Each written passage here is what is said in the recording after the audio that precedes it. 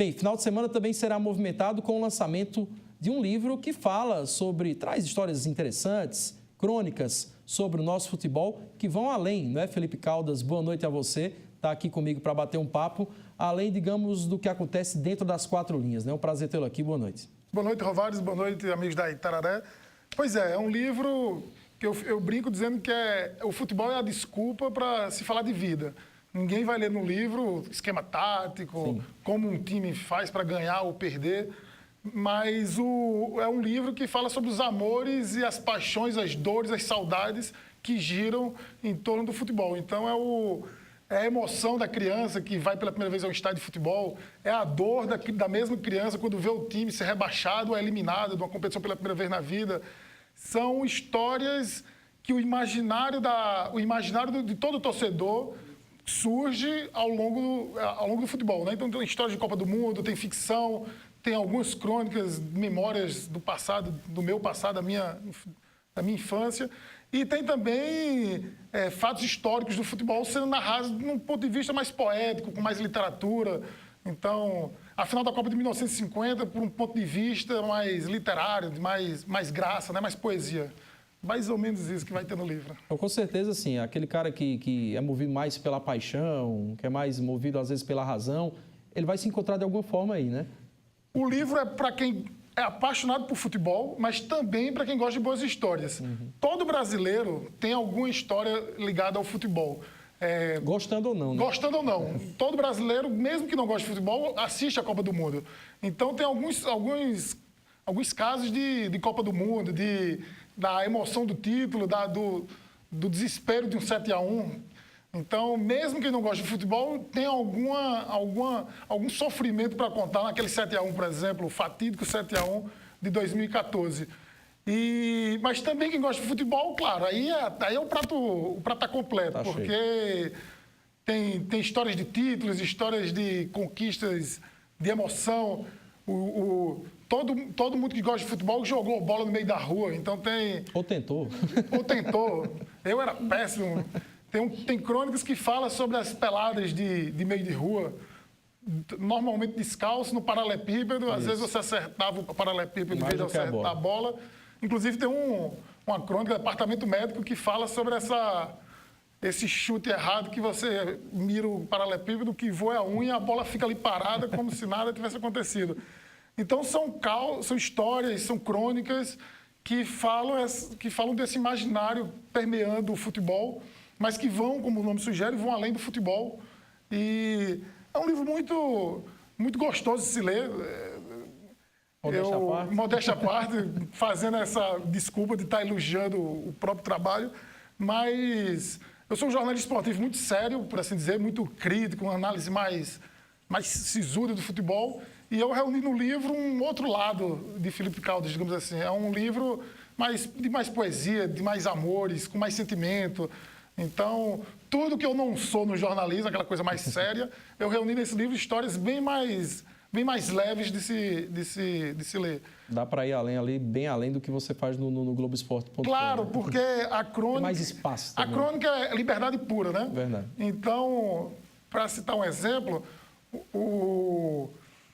na Copa de 2014, por exemplo, eu tenho uma crônica que eu falo os finalistas de 1950 indo ao Maracanã ver a Copa de 2014, e todos os jogadores de 50 já tinham morrido naquela final de 2014, 64 anos depois. Só que a crônica permite essa liberdade de você brincar com o impossível, com a viagem no tempo. Eu conto a Copa de 50 como se eu estivesse lá no Maracanã, atrás da meta do goleiro Máspoli, vendo o desenrolar da jogada de Didia, e eu ainda brinco no texto dizendo que eu fui o primeiro brasileiro do mundo, da história, a ver que a Copa terminava ali.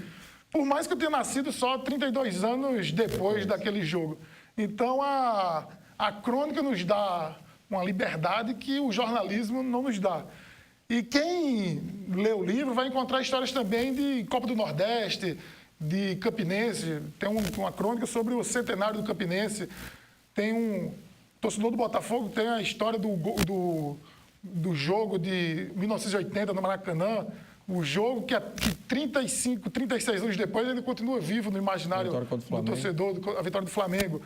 O Raposeiro vai se identificar com a final do... Com a final não, com o centenário, né? Um título paraibano justo no ano do centenário.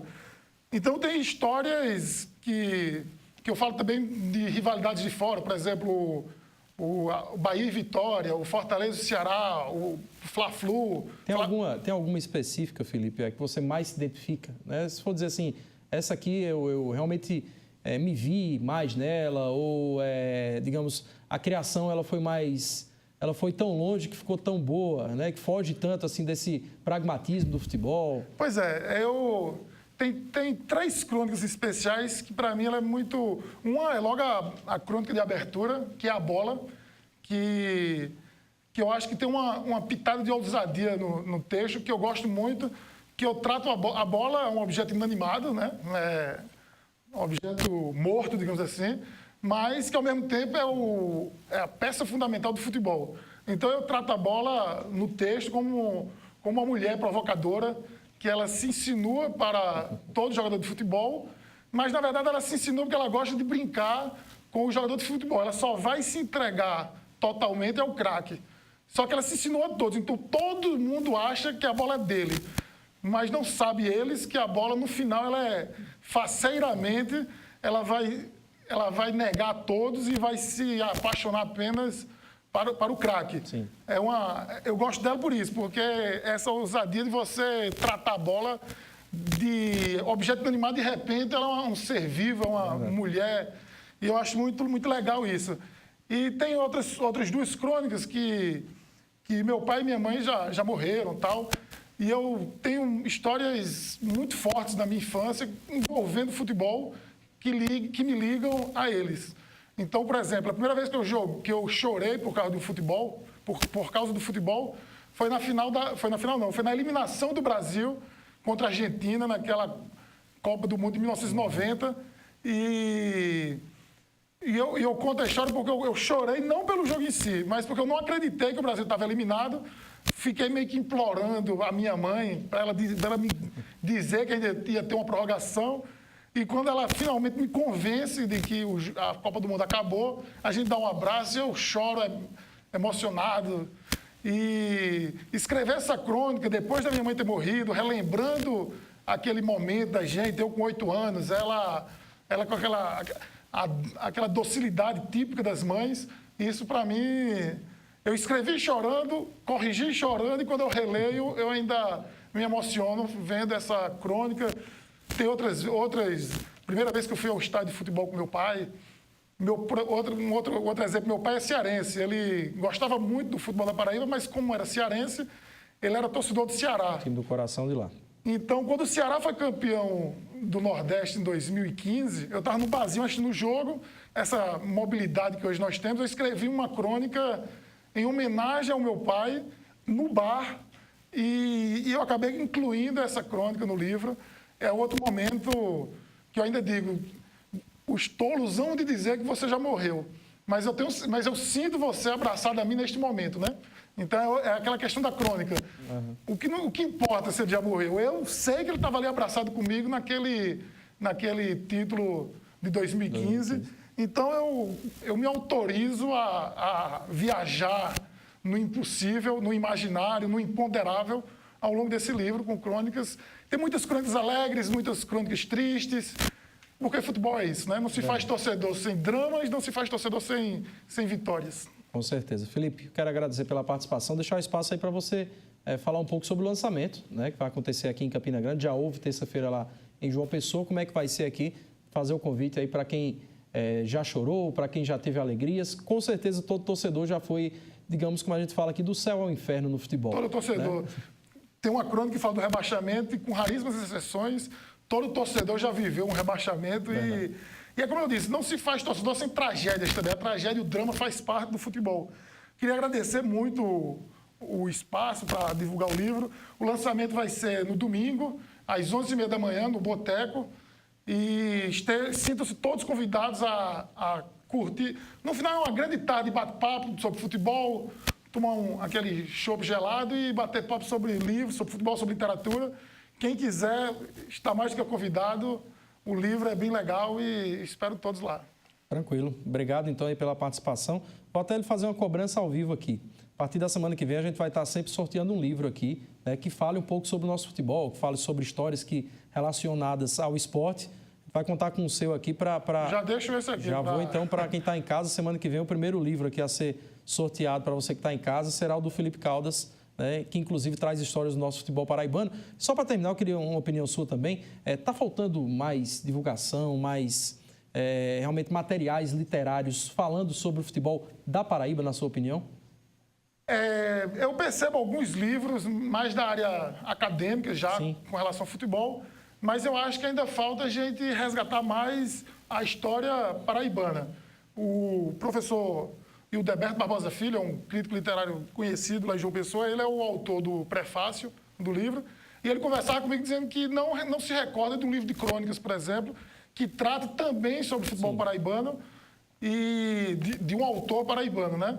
E eu acho que a gente tem grandes histórias para contar aqui do futebol da Paraíba, momentos do passado e momentos atuais também. Acho que já está surgindo alguma coisa. Tem um livro do 13 muito famoso, do professor Mário Vinícius. Professor Mário.